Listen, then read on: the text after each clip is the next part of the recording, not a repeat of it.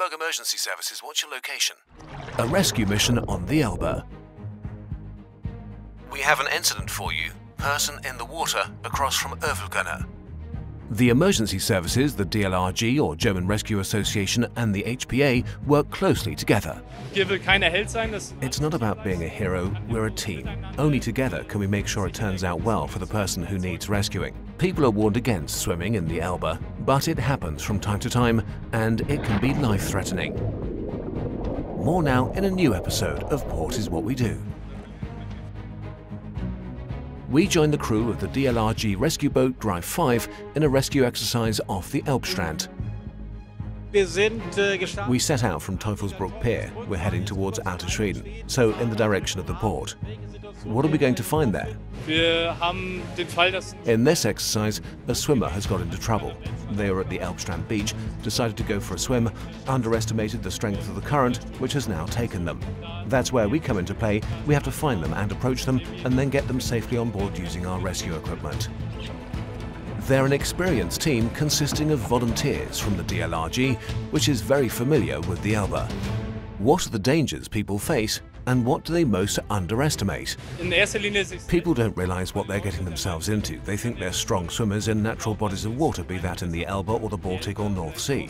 But of course these places have currents and tides which are sometimes strong. The Elbe in particular flows very fast. At its peak it can be flowing at 7 kilometers an hour.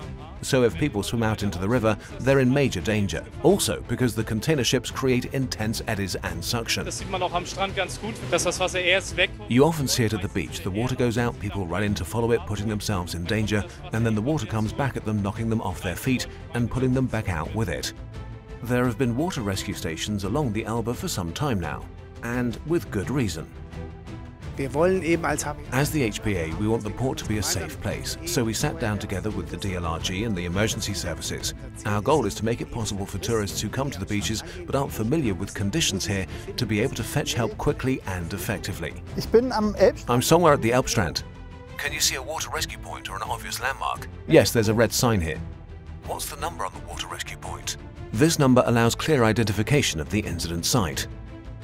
Along the Elbe, it's rare to find a street with a house number that you can pass on, so it's difficult to say exactly where you are. That's what we have these water rescue points for, so that we know right away how to get there as quickly as possible.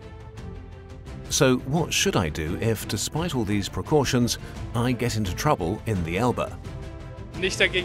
Don't fight against it, work with the current. Nothing else works. It just robs you of energy, and then it's over quite quickly because people panic.